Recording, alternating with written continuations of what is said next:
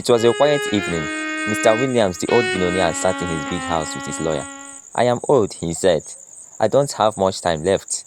My dog Bruno is the only one who stayed loyal to me. I want someone to marry him. Anyone who marries Bruno will get everything I own." The lawyer looked confused. "Marry your dog, sir?" "Yes," Mr. Williams said. "A real wedding. I want to see who truly wants the money." They laughed, thinking no one was listening, but someone was. Behind the door, a young lady named Fola was hiding. She had come to apply for a cleaning job, but now she had heard something crazy. Fola tiptoed away from the door, her heart beating fast. "Marry a dog and become rich," she whispered. "It sounds mad, but I can do it. I must do it." That night she couldn't sleep. She looked at her small room, the leaking roof, the old mattress, her sick mother. She thought of the money. "I will marry that dog," she said. "Even if people laugh, I don't care. I will pretend I love him." The next morning, she went to the big house again. This time, she wore a smile. "Good morning, sir," she greeted Mr. Williams. He looked up. "You again?" "Yes, sir," she said sweetly. "I came to say something." "What is it?" he asked. She said shyly. "I love your dog, sir. I feed him every time I come here. I think I want to be his wife." Mr. Williams looked at her with surprise. Mr. Williams raised his eyebrows. He hadn't expected this. He looked at Fola for a long time. "You love Bruno?" he asked slowly. Fola nodded, smiling sweetly. "Yes, sir, I do. I want to marry him." Mr. Williams chuckled, shaking his head. "Well, you are the first to say that. But if you are serious, I will arrange the wedding. Bruno is a good dog. I think he deserves a good wife." Fola's heart skipped a beat. She knew she had him. "I am serious, sir," she said. "I have always loved animals, especially Bruno. I will make him happy." Mr. Williams smiled and nodded. "All right then. The wedding will be soon. Prepare yourself." Word spread fast. People in the neighborhood couldn't believe it. "Did you hear? Fola is marrying that billionaire's dog." "No way, but she says she loves him." Fola didn't care about the gossip. She focused on preparing for the wedding. She made herself look beautiful every day. She even started to treat Bruno like a king, feeding him his favorite food, petting him, and playing with him.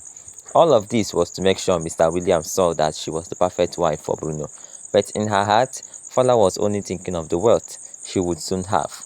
The house, the cars, the money. She couldn't wait. It was all coming to her. The day of the wedding finally arrived. Fola wore a beautiful white dress, and Bruno was dressed in a tiny tuxedo. The billionaire's mansion was decorated with flowers. The guests were all curious and confused. Is she really going to marry a dog? This is madness. But Fola didn't care. She smiled and waved. She was playing her part well. When the ceremony began, Mr. Williams stood beside her. The dog, Bruno, stood by her too. Fola held the leash with one hand, her other hand raised in the air, promising to love Bruno forever. "I now pronounce you husband and wife," the priest said. "You may kiss the bride." Fola bent down to kiss Bruno on the forehead, and the crowd clapped. But Fola only thought of one thing, the money she would soon have. Fola moved into the billionaire's mansion after the wedding. At first, everything felt like a dream. She had a huge room, fine clothes, and all the food she wanted. But there was one thing that bothered her, Bruno, the dog. At night, he slept in a golden bed next to hers. But Fola didn't mind. She told herself that this was the price to pay for the wealth she wanted. Bruno didn't need to know that she didn't truly love him. Every day, she continued her routine, feeding Bruno, taking him for walks, and pretending to care. Meanwhile, Mr. Williams kept his promise. He transferred everything to her name, the money, the cars, the house. It was all hers. But as the days went by, something strange started to happen. People in the house began whispering, "Why is she always close to the dog? Does she really love him? She's acting weird. She only feeds him to keep the money." Fola ignored the whispers, smiling as she counted the riches that were now hers. Weeks passed, and the weight of the secret started to eat at Fola. At night, when she lay in the same bed with Bruno, she felt a strange unease. The wealth was great, but deep down she began to feel guilty. Bruno would look at her with his big, innocent eyes, wagging his tail as if he knew everything. Fola couldn't help but feel bad. Does he know that I don't truly love him? She thought. Am I just using him for money? But every time she thought about leaving, she remembered the life she had now. The money, the luxury, it was all good to give up. So she kept going, feeding Bruno, playing with him, pretending, but inside, a small part of her started to break. One evening, Fola was in the kitchen preparing food for Bruno when she overheard a conversation between Mr. Williams and his lawyer. "I am getting too old," Mr. Williams said. I want to make sure everything is set before I die. I'm giving her the wealth, but does she really love that dog? The lawyer chuckled. Does it matter? You've already promised it.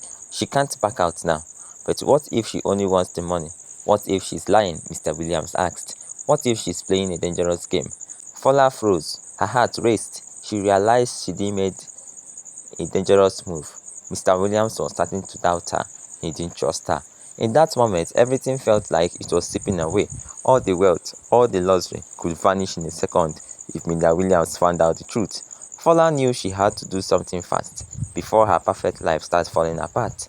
Fola couldn't sleep that night. She tossed and turned, thinking of the conversation she overheard. She knew Mr. Williams was starting to doubt her love for Bruno. She had to do something to prove she cared for him. For real.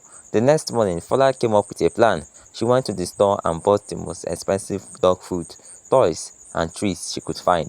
She even booked an expensive spa treatment for Bruno, something she knew Mr. Williams would love.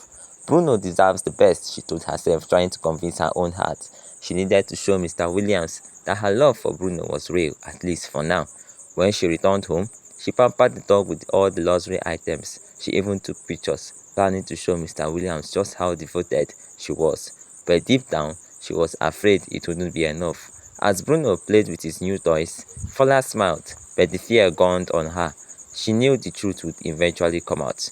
A few days later, Mr. Williams made an unexpected visit to the mansion. Fola was in the garden, playing with Bruno when he arrived. She quickly stood up, dusting off her hands, trying to look casual. Thanks for watching my video. Please do not forget to subscribe to this channel in order to get notified when we upload the part 2 of this story. Thank you.